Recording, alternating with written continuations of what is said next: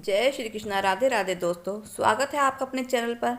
ओम नमो भगवते वासुदेवाय। तो दोस्तों, आज हम आपको बताएंगे एकादशी कब है। आषाढ़ मास के शुक्ल पक्ष की आने वाली एकादशी का नाम है देवशयनी एकादशी।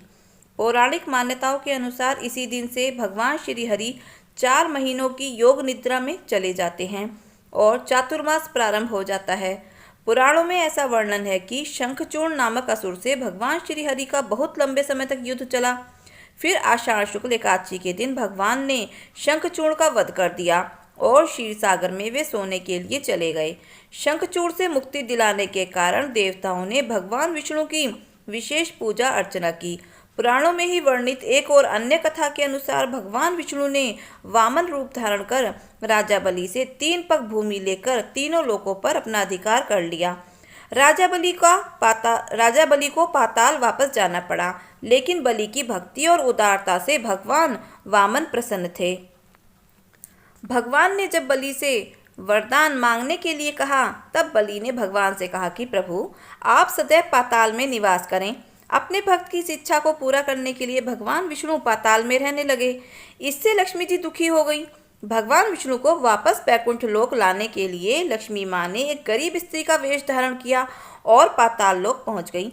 माता लक्ष्मी की दीनहीन अवस्था को देखकर राजा बलि ने उन्हें अपनी बहन बना लिया। तब माँ लक्ष्मी जी ने राजा बलि से कहा कि अगर तुम अपनी बहन को प्रसन्न देखना चाहते हो तो मेरे पति विष्णु भगवान को मेरे साथ बैकुंठ लोक विदा कर दो। तब राजा बलि ने भगवान विष्णु को बैकुंठ लोक के लिए विदा कर दिया, लेकिन साथ ही एक वचन ये भी लिया कि आषाढ़ शुक्ल एकादशी से लेकर कार्तिक शुक्ल एकादशी तक के दिनों में वह हर साल पाताल में ही निवास करेंगे। इसलिए इन 4 महीनों में कोई भी शुभ कार्य नहीं किया जाता है। आज के दिन विधि विधान से भगवान श्री हरि की पूजा करने से मनवांछित फल की प्राप्ति होती है और अंत में मोक्ष भी मिलता है। इस दिन पुण्य दान का विशेष महत्व है। देवशयनी एकादशी के कुछ खास नियम हैं जिनका पालन जरूर करना चाहिए। भगवान विष्णु को पीला रंग बहुत प्रिय होता है। ऐसे में देवशयनी एकादशी व्रत के दौरान पीले रंग के साफ वस्त्र पहनने चाहिए। पूजा के दौरान भी पीले रंग का फल विष्णु भगवान को अर्पित करना चाहिए।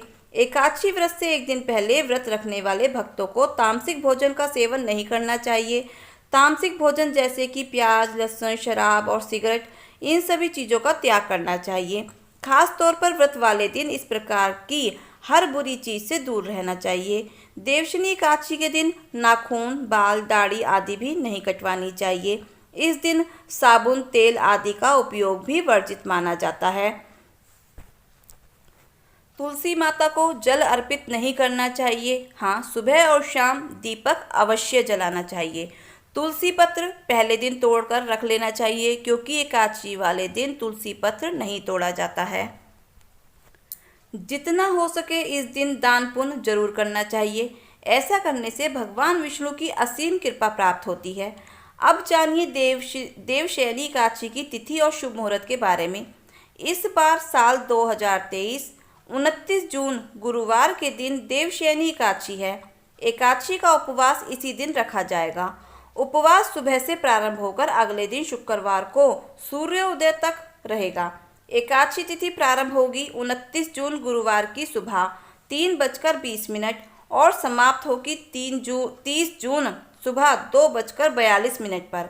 एकादशी तिथि यानी कि 29 जून गुरुवार को सूर्योदय सुबह 5:48 पर, सूर्यास्त शाम 7:12 पर रहेगा। ब्रह्म मुहूर्त का समय सुबह 4:11 से 4:59 तक रहेगा और अमृत काल का समय रहेगा सुबह 7:31 से 9:09 तक।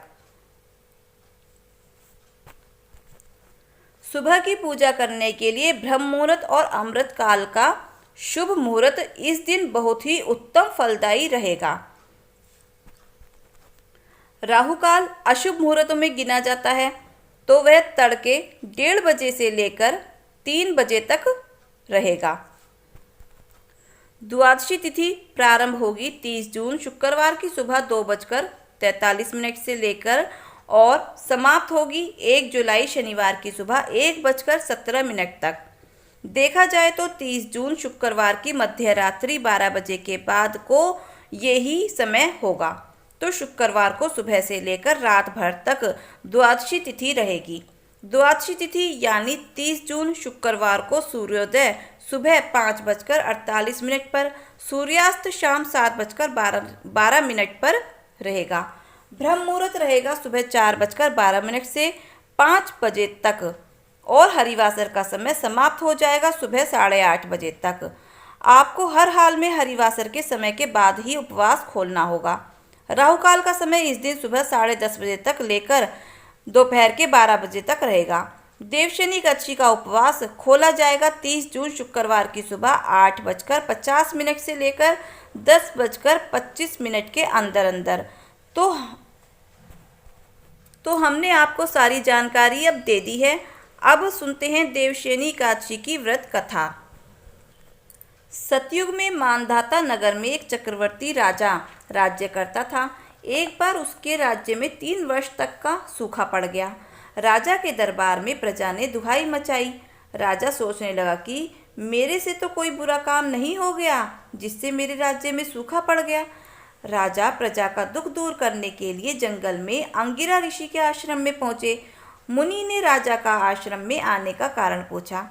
राजा ने करबद्ध होकर प्रार्थना की, भगवान, मैंने सब प्रकार से धर्म का पालन किया है, फिर भी मेरे राज्य में सूखा पड़ गया। तब ऋषि ने आषाढ़ मास की शुक्ल पक्ष की एकादशी का व्रत करने को कहा। इस व्रत के प्रभाव से अब वर्षा अवश्य होगी। राजा राजधानी लौट आया और एकादशी का व्रत किया। राज्य में व्रत के प्रभाव से मूसलधार वर्षा हुई और राज्य में खुशियां छा गईं। तो प्रेम से बोलो विष्णु भगवान की जय हो। ओम नमो भगवते वासुदेवाय। ओम नमो भगवते वासुदेवाय। तो दोस्तों, अगर आपको हमारी कथा जानकारी अच्छी लगी हो तो प्लीज़ वीडियो को लाइक शेयर के साथ साथ सब्सक्राइब अवश्य करें। मिलते हैं फिर नई वीडियो, नई कथा, नई कहानी के साथ। धन्यवाद।